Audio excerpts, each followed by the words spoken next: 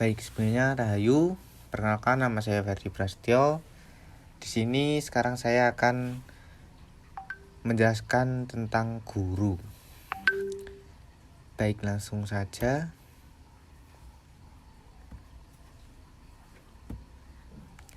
Guru itu pekerjaan atau profesi sih? Ya, sebelumnya kita harus tahu perbedaan pekerjaan dengan profesi. Pekerjaan merupakan suatu aktivitas untuk memperoleh pendapatan dalam rangka pemenuhan kebutuhan hidup. Ketika kebutuhan hidup telah terpenuhi, maka pekerjaan dilakukan seadanya sepanjang apa yang dilakukan tidak mempengaruhi pendapatan dalam kebutuhan hidup. Kemudian dengan profesi merupakan satu pernyataan atau satu janji terbuka yang menyatakan bahwa seorang mengabdikan dirinya pada suatu jabatan atau pelayanan karena orang tersebut merasa terpanggil untuk menjabat pekerjaan itu. Mengajar sebagai profesi pekerjaan merupakan suatu rangkaian aktivitas untuk memperoleh pendapatan dalam rangka pemenuhan kebutuhan hidup. Oleh karena itu, pekerjaan dipandang sebagai cara pemenuhan kebutuhan hidup. Ketika kebutuhan hidup telah terpenuhi, maka pekerjaan tersebut dilakukan seadanya sepanjang apa yang dilakukan tidak mempengaruhi perolehan pendapatan yang pada gilirannya mempengaruhi pemenuhan kebutuhan hidup. Mengapa bisa seperti itu? Apabila suatu rangkaian aktivitas untuk memperoleh pendapatan bagi pemenuhan kebutuhan hidup dipandang berjalan lancar tanpa hambatan sehingga hidup sesuai seperti yang diharapkan, maka tidak ada alasan atau kekuatan internal untuk merubah visi, cara, ritme, sikap, atau perilaku terhadap pekerjaan tersebut.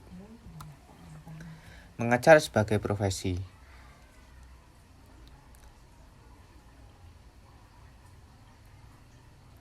Mengajar sebagai profesi berarti mengonstruksikan jabatan sebagai guru dipandang sebagai profesi.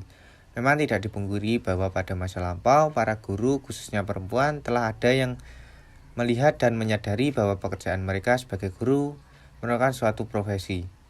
Bukan sekedar sebagai pekerjaan belaka, namun lebih jauh dari itu. Cara pandang seperti itu jumlahnya lebih terbatas dibandingkan dengan yang melihat guru sebagai sekedar pekerjaan. Sumber pendapatan guru.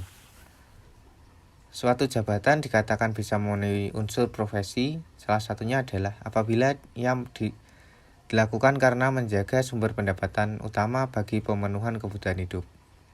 Karena suatu jabatan dilihat sebagai sumber pendapatan utama, maka orang akan melakukan sesuatu yang terbaik dan optimal yang bisa dilakukan terhadap pekerjaan tersebut. Semakin baik dan optimal sesuatu itu dilakukan, maka semakin besar pula peluang peningkatan penerimaan pendapatan. Hipotensi ini bisa menjadi masuk akal ketika dikaitkan dengan sertifikasi guru. Bila seseorang guru melakukan sesuatu dengan baik dan optimal, diperkirakan sang guru bisa meraih kompetensi yang seharusnya dimiliki. Selanjutnya, bila kompetensi tersebut telah menjadi bagian dari apa yang menjadi kegiatannya sebagai guru, maka diperkirakan dia akan lulus sertifikasi guru. Konsekuensi logis dari seorang guru lulus sertifikasi adalah peningkatan penerimaan pendapatan. Curahan waktu terbesar. Esensi dari karakteristik profesi sebagai pekerjaan utama di atas adalah curahan waktu kerja terbesar berada pada aktivitas yang menjadi sumber pendapatan utama. Seorang guru yang profesional misalnya akan mencurahkan waktu kerjanya yang terbesar pada aktivitas dan kegiatan yang berhubungan dengan profesinya sebagai guru, seperti mempersiapkan bahan dan materi, mengoreksi latihan, dan memperdalam cara dan strategi baru dalam mengajar, bukan pada pekerjaan yang lainnya. Curahan waktu kerja terbesar tersebut berkaitan dengan karakteristik berikutnya dalam profesi, yaitu keahlian dan kompetensi. Sebab seperti kata pepatah, pasar jalan karena ditempuh, hafal kaji karena diulang. Melalui pepatah tersebut, kita juga bisa menghipotensikan pasar jalan karena ditempuh, aktivitas profesional karena dikompetensikan. Keahlian dan kompetensi khusus. Suatu profesi tertentu memiliki keahlian dan kompetensi tertentu pula, termasuk guru sebagai profesi. Keahlian seorang guru berkaitan dengan kemampuannya dalam mengajar, mendidik, membimbing, mengarahkan, melatih, menilai, dan mengevaluasi peserta didik. Sedangkan kompetensi dari seorang guru profesional berhubungan dengan penguasaan materi atau bahan ajar, perencanaan program proses belajar mengajar, pengolahan program belajar mengajar, penggunaan media dan sumber pembelajaran, pelaksanaan evaluasi dan penilaian peserta prestasi siswa, program bimbingan dan konseling, diagnosis kesulitan belajar siswa, dan pelaksanaan administrasi kurikulum atau administrasi guru. Pendidikan dan pelatihan khusus.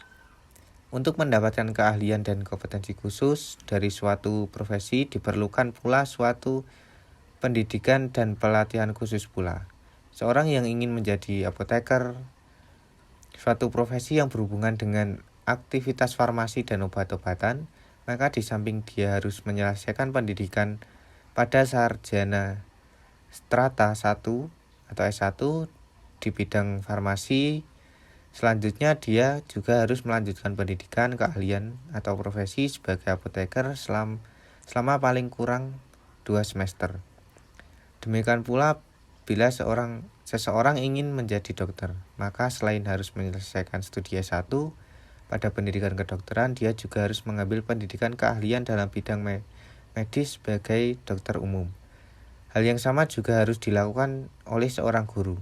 Seorang calon guru harus menyelesaikan pendidikan strata 1 yang berhubungan dengan isi dan substansi yang akan diajarkan seperti sosiologi, sejarah, matematika, dan lain sebagainya.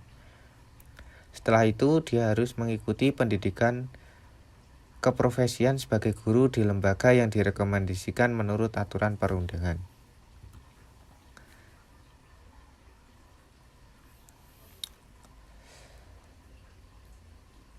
Standarisasi. Keahlian dan kompetensi memerlukan standar. Melalui standar, setiap profesional bisa diuji atau dinilai keahlian dan kompetensinya yang dimilikinya. Penguji dan penilai terhadap keahlian dan kompetensi yang dimiliki dilakukan secara periodik dan berkelanjutan, sehingga keahlian dan kompetensi dari sesuatu profesi bisa terstandar. Dalam profesi guru, standarisasi dilakukan melalui sertifikasi guru. Konsekuensi logis adanya standarisasi keahlian dan kompetensi guru adalah adanya standarisasi pendapatan dari guru. Adalah suatu hal yang tidak mungkin diharapkan jika seorang guru diminta untuk berkualitas dan berkompetensi, sementara pendapatan yang diterima tidak bisa memenuhi hidup layak sebagaimana yang diterima oleh profesi lainnya. Peran guru. Marso 2014. Dalam bukunya Proses Pembelajaran dan Penilaiannya di SD, MI, SMP, MTS, SMA, MA, dan SMK mengatakan pada pelaksanaan proses pembelajaran, guru mempunyai peran yang sangat penting. Peran atau tugas guru dalam proses pembelajaran tersebut meliputi guru sebagai sumber belajar, fasilitator, pengelola pembelajaran, demonstrator, pembimbing, motivator, dan penilai. Guru sebagai sumber belajar. Maka gurulah yang menjadi tempat peserta didik mengenali atau mengambil pelajaran. Sebagai sumber belajar dalam proses pembelajaran, hendaknya guru harus memiliki bahan referensi yang lebih banyak dibanding dengan siswa dan guru yang perlu melakukan pemetaan tentang materi pelajaran. Guru sebagai fasilitator berperan dalam memberikan pelayanan untuk memudahkan siswa dalam kegiatan pembelajaran. Guru sebagai pengelola pembelajaran. Guru berperan dalam menciptakan iklim belajar yang memungkinkan siswa dapat belajar secara nyaman melalui pengelolaan kelas. Sebagai pengelola pembelajaran, guru memiliki 4 fungsi umum, yaitu merencanakan tujuan belajar, mengorganisir berbagai sumber belajar, memimpin, dan mengawasi. Guru sebagai demonstrator, yaitu peran untuk mempertunjukkan kepada siswa tentang segala sesuatu yang dapat membuat siswa lebih mengerti dan paham terhadap pesan atau informasi belajar yang disampaikan. Guru juga berperan sebagai model atau teladan bagi siswa. Guru sebagai pembimbing, yaitu membimbing siswa agar dapat menentukan berbagai potensi yang dimilikinya sebagai bekal mereka. Membimbing siswa agar dapat mencapai dan melaksanakan tugas-tugas perkembangan mereka, sehingga dengan ketercapaian tersebut dapat tumbuh dan berkembang sebagai manusia ideal yang menjadi harapan setiap orang tua dan masyarakat. Guru sebagai motivator. Proses pembelajaran akan berhasil manakala siswa memiliki motivasi dalam belajar. Oleh sebab itu, guru perlu menumbuhkan potensi belajar siswa. Untuk memperoleh hasil belajar yang optimal, guru dituntut kreatif membangkitkan motivasi belajar siswa. Guru sebagai penilai berperan untuk mengumpulkan data atau informasi tentang keberhasilan pembelajaran yang telah dilakukan. Dengan melakukan penilaian, maka guru akan mengetahui atau menentukan keberhasilan siswa dan mencapai tujuan pembelajaran. Dan juga guru dapat menentukan keberhasilan setiap program-program yang telah direncanakan oleh guru itu sendiri. Sertifikasi guru. Sergur atau sertifikasi guru adalah sebuah proses pemberian sertifikat pendidik kepada guru yang sudah memenuhi standar profesional atau kelayakan seorang guru dalam kegiatan belajar mengajar di sekolah. Persyaratan sertifikasi guru. Persyaratan sertifikasi guru jalur PPG 2017. Memiliki kualifikasi akademik sarjana S1 atau diploma 4. Guru dalam jabatan atau pegawai negeri sipil yang mendapat tugas mengajar yang sudah diangkat sampai dengan akhir tahun 2015. Memiliki nomor unik pendidik dan tenaga kependidikan atau NUPTK. Terdaftar pada pokok pendidik Kementerian Pendidikan dan Kebudayaan. Berusia setinggi-tingginya 58 tahun dihitung sampai dengan tanggal 31 Desember 2017.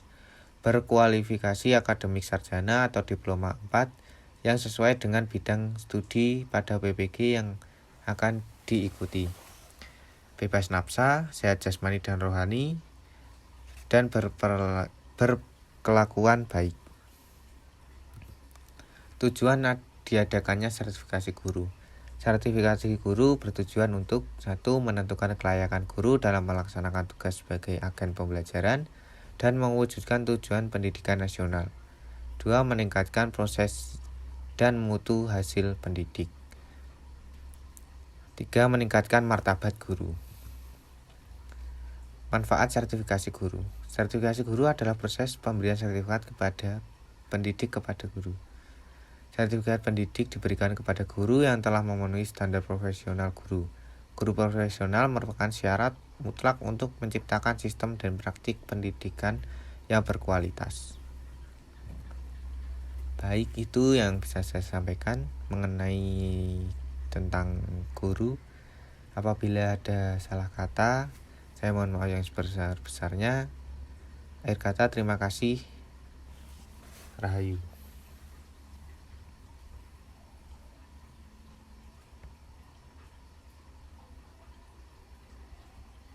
Recording stopped.